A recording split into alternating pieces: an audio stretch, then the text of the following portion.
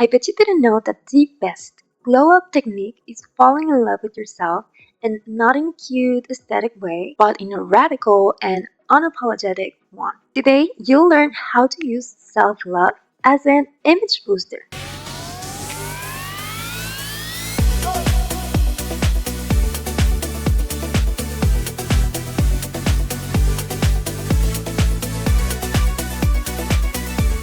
Hello and welcome to fashionfull. I'm Jackie. I'm a personal image consultant and fashion stylist. For the last couple of years, I've helped people understand their natural beauty, reconnect with their self-love, and create a personal image that makes them feel more confident in reaching their goals. Through workshops where we learn all about the power of personal image, and also with my style book, a personalized guide that combines your essence, goals, story, lifestyle, personality, everything that makes you unique, with your physical beauty to help you develop a personal image that opens new amazing opportunities. If you want yours, I'll leave the link in the description for you.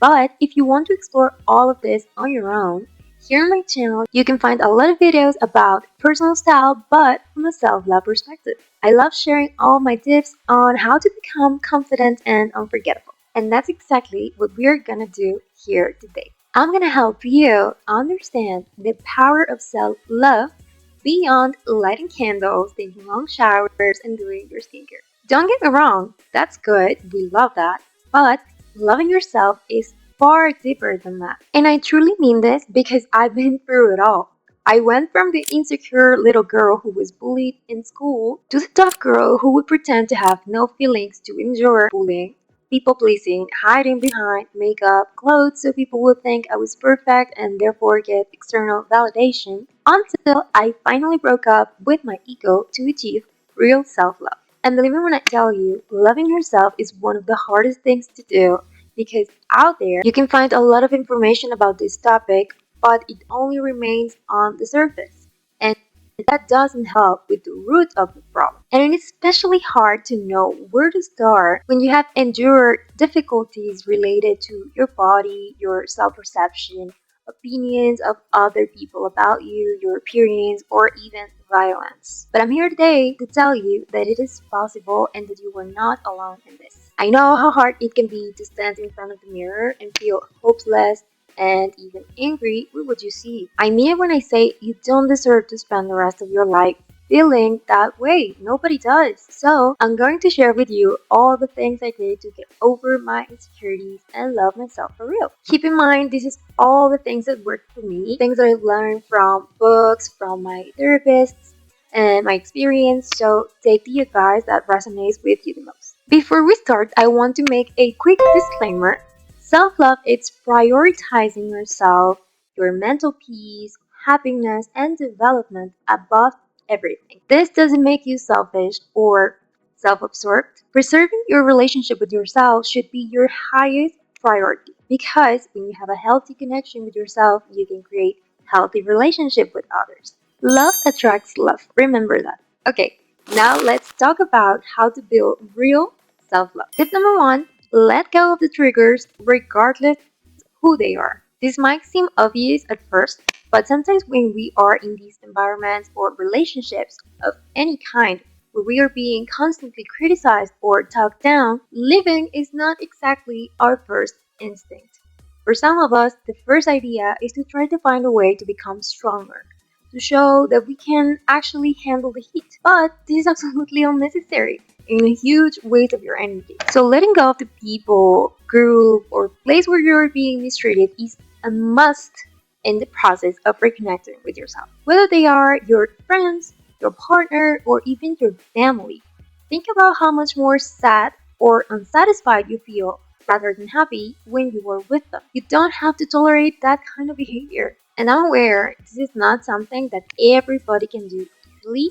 There are a lot of factors in these kind of situations, but I strongly suggest you find the type of help you need to leave those relationships safely. Tip number two, learn how to build boundaries. Some people are scared of boundaries because they fear that if they say no to people, they will leave or be angry.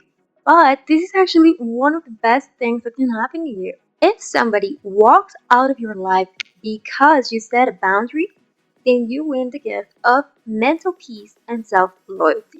If somebody gets upset because you set a boundary, that's a clear sign of where their respect for you and your well-being is. Boundaries are not to manipulate or change other people's behavior.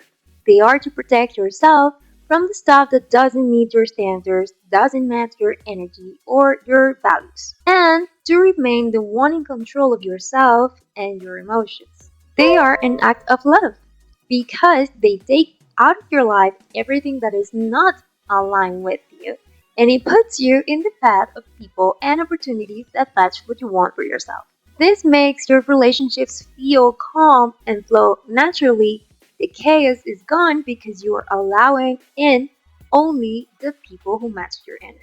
A big one for me, for example, is making fun or mean comments about other people's bodies. The moment somebody does this, I immediately stop smiling and engaging. I don't tolerate this type of mentality around me. The more you protect your peace, the more in control you become, which connects you with your sense of self care and self protection. Think about it, there's nobody better to love and care for you than yourself. Tip number three, unlearn beauty standards. This one was personally difficult for me. We are so exposed to beauty standards in the media that it is so easy to fall into the trap of not feeling enough. Every few months, you can see on social media a new trend related to being thin or being curvy or looking younger, having smaller facial features. The list goes on. And it's insane. It is literally impossible to keep up with all of these things. And when you do, you become unhappy. I actually have an article on my Substack page called Beauty Ends at 25, the trend of being forever young, where I go deeper into this topic and how beauty standards targeted to women affect our self-esteem. If you want to read it, I'll leave it in the description for you. But for real, I remember how I used to be so obsessed with my body weight because that was one of the things that I was bullied for. So when I started to exercise and to go to the gym, I didn't do it because I liked it or because it was fun. It was because I wanted to prove everyone that I could improve my body. Wrong, wrong, wrong. After a while, it became more like a punishment until I eventually wanted to give up altogether. However, I then began to research the origins of beauty standards and trends, which completely changed my perspective. I understood that they were created to sell products, to trigger new needs that can only be solved by buying new stuff. Besides, why would I be stressed about making my body acceptable for someone else's judgment? What a waste of energy. Tip number four, change your inner dialogue. You might be underestimating this one because you've normalized speaking negatively to yourself, but what you say about you matters. Our brain believes in repetition. Whatever you repeat becomes a pattern that your mind relies on. And I don't know if you have noticed, but our minds are especially drawn to the negative habits and the positive ones. Somehow, keeping healthy habits feel more like a hassle than the comfort of bad habits. This is because healthy habits require not only discipline and commitment, but to challenge ourselves to break patterns that feel safe to our minds. When you make a habit of speaking badly to yourself and all of a sudden you want to start saying positive things, feels forced because you are challenging an idea that has been repeating itself for so long. But the key is to go past the icky phase and repeat the positive. You force your brain to accept it. You can start by acknowledging your wins. Oh, you did so well in math class today. That job interview went really smooth. You look very confident. You handled that conversation with so much maturity.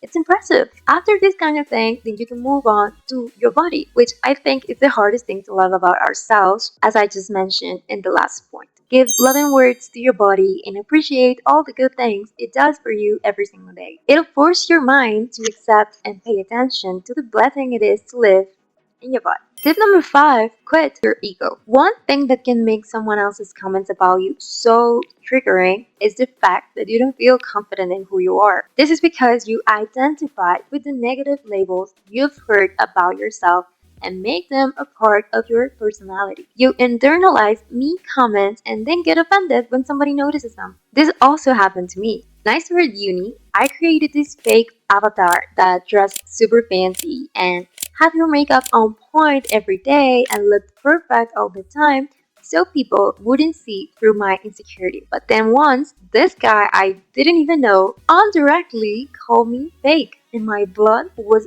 boiling. Why would he say that? Implying I'm not real? How dare he? Why was I so upset by this brief comment made by a stranger if I was actually faking from a place of insecurity? Because I didn't take the time to deal with my wounds, and those situations challenged the identity my mind had created, and my ego was so eagerly defending. Once I paid attention to this and I learned my true value and connected with myself, I learned that comments of others are reflections of themselves, not of me, and that nobody can come into my own life to make me feel bad for being who I am. No one has the power. Letting go of your ego doesn't mean that you have to tolerate disrespect or to let everyone walk over you. It means letting go of the urge to explain, to fight, defend, or to prove yourself to others. This way, you can give your energy inward to your goals, dreams, and development. Accept that people will have negative or wrong opinions on you, no matter how nice and fantastic you are,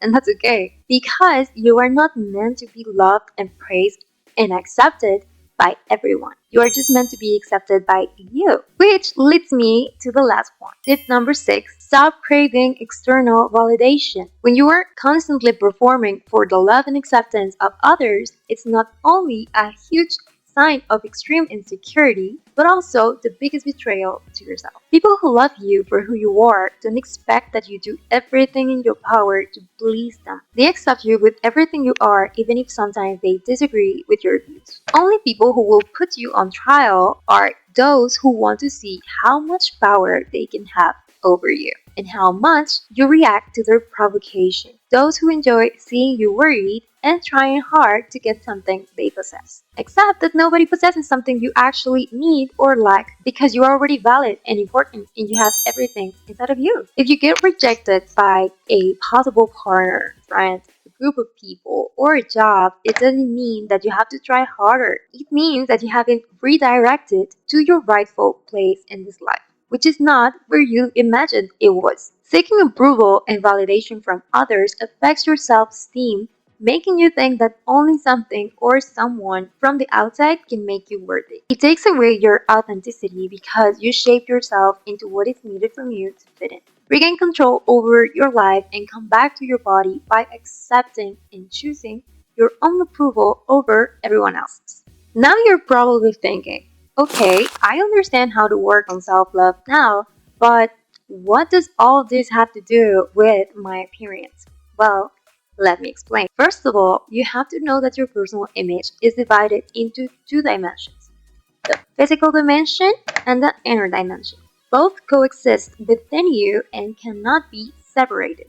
Each one of them contains different aspects of your personal image. I call them the 5 pillars of personal image, and you need to understand them all to take control over the message you send to the world. I've said this before on my videos. Your image is a silent messenger. It tells the world things about you whether you want it or not. Whatever is happening inside you will be visible from the outside because your appearance is a mirror of your inner world.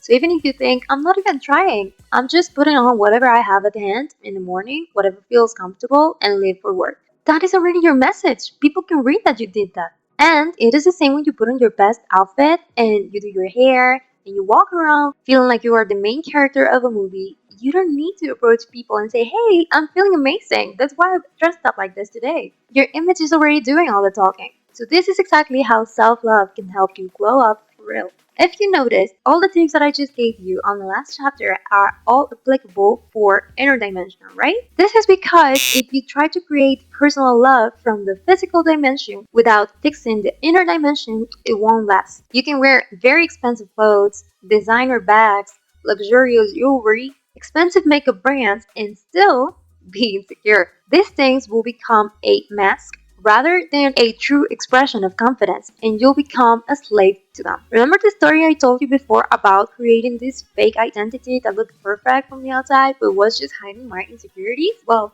I can tell you that it didn't begin with that intention. I was actually on my journey of healing all my baggage. First, I thought that embodying confident energy would eventually lead to me becoming confident for real. And it does if and only if you work the inner dimension. Because nobody tells you that once you start looking the part, it is so easy to lose focus and get lost in the nice things people say about you, which only feeds your ego.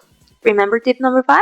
Now, with this, I don't mean you cannot change your physical dimension until you've healed 100%. What I'm saying is that you can work on the exterior parallel to the interior. So let's see in which way you can translate your self-love that you have been working on in inner dimension to your appearance. Number 1, the anchor item. I previously used this example on my latest Substack article about creating a vision board for style. I'll leave it here for you in case you want to read it. But it is basically when you choose an item that helps you channel that confident and unstoppable feeling. And the best example for this is Blair Waldorf from Gossip Girl. Whenever she felt disrespected or taken advantage of, she would remind herself of her true power by wearing a headband. This was like a metaphorical crown that helped her get out of the self-pity and insecurity mindset and take action towards her goals. So finding a grounding accessory or piece of clothing that does that for you can be a good exercise for your brain because it will help you enter the fearless side and switch off insecurities in the beginning. This is a pretty good way to start while you take your first steps towards your most self-loving version. Number 2, the everything shower. I've been doing this one for the last 2 years, and it has definitely changed my mind forever. Taking one day of the week to do a deep maintenance routine that resets your mood is so life-changing. And you'll probably be like, but didn't you say self-love is way deeper than doing skincare? And I stand by it. What I want you to see here is that this should be quality time to spend with yourself, showing how much you love and care for you. Give yourself an amazing time without being afraid of the mirror. No negative talk, no judgment, paying no mind to anyone but you. It is way deeper like this because it's no longer about looking good to attract a man or to fit in with your friends or to look presentable because you want to give others as little material as possible to make fun of you. And most definitely, it is not because you fear aging and acne and whatnot due to internalized beauty standards. All that is in the past. You dedicate the space to do whatever makes you feel more confident in your own skin. I, for example, use this time to shape my eyebrows. Sometimes I even cut my own hair. I put on body oil because I love the feeling on my skin, and for years I neglected the use of moisturizer.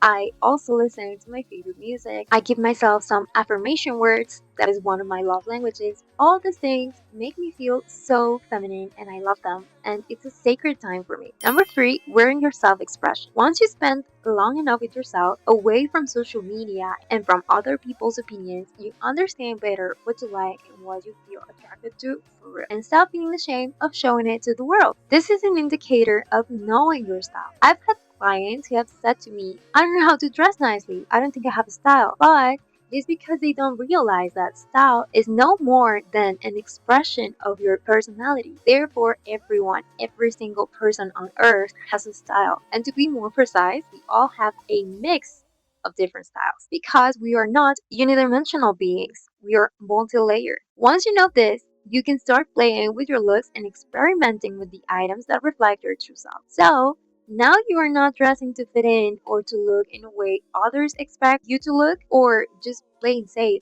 out of fear of being mocked or criticized. Because you love yourself so deeply, you want to give yourself the best experience in life. And you know that somebody who dares to make fun of you or talk ill about you behind your back only reflects their own insecurity. And you can do anything about it. That's their problem. You came into this world to be happy and enjoy.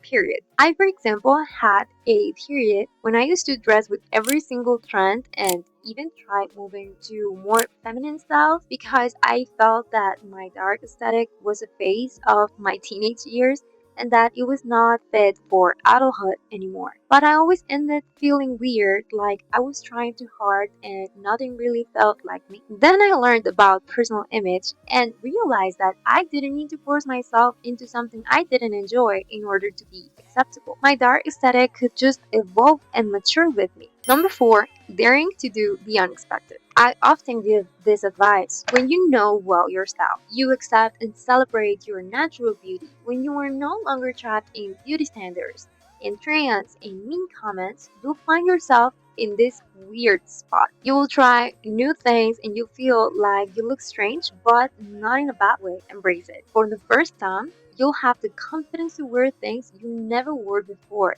And with your new strong sense of self, you are no longer embarrassed, only in disbelief that's you in front of the mirror. It will take a moment for you to get used to all that confidence, but once you do, you'll keep expanding your limits because you know how beautiful you've always been. And trust me when I say that not for a single moment you'll wish to go back to playing safe. At this point, your self-love has made you feel like never before. Number 5, respecting your body. I believe this is the most important thing you can do to embody your self-love, and it sounds obvious, but I can assure you that not everyone knows how to do this properly. Respecting your body is crucial in this whole process because it requires that you understand this is the house in which your spirit and your energy live. You cannot be confident and magnetic and look incredible when you are constantly criticizing and disrespecting the body you inhabit. The most common ways to disrespect your body are eating junk food, neglecting your health, bad habits, avoiding discipline, even surrounding yourself with people who encourage you to dismiss your healthy habits with ideas like, Oh, don't be so uptight. Relax. Enjoy life a little. I really don't know when people started associating. Unhealthy habits with enjoying life to begin with. Now,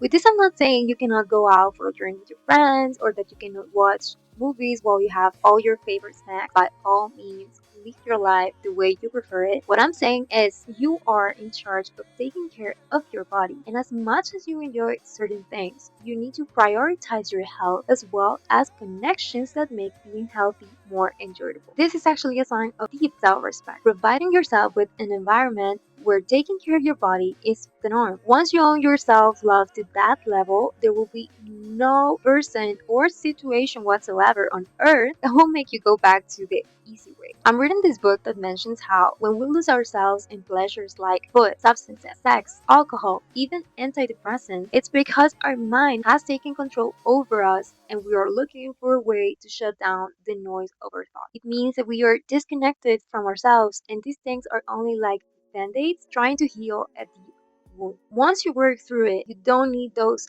band-aids anymore because you are aligned with your body and spirit and you no longer have the noisy thoughts to deal with. That's mental peace and it is attained through self-respect and it's very noticeable from the outside. It radiates, it's magnetic, and it attracts everyone around you. And that's it for today. I really enjoy making this type of video. I thought that since it's Valentine's Day, I could talk about love, but from a personal image perspective, which is what this channel is all about. Now you see how deeply related to each other they are. Taking care of your appearance is not vanity, it's a sign of strong inner connection. So, I hope this video changes your perspective on self-love and invites you to reconnect with the person you see in the mirror. If you want me to make more videos about accepting yourself and exploring your inner dimension, let me know in the comments. And also let me know your favorite advice from this video. I'd love to read your thoughts on this. If you like this video, make sure to leave a like, share, and subscribe so we can reach more people who are looking to reconnect with themselves. If you are new here, welcome to the space I've created for you to learn about personal image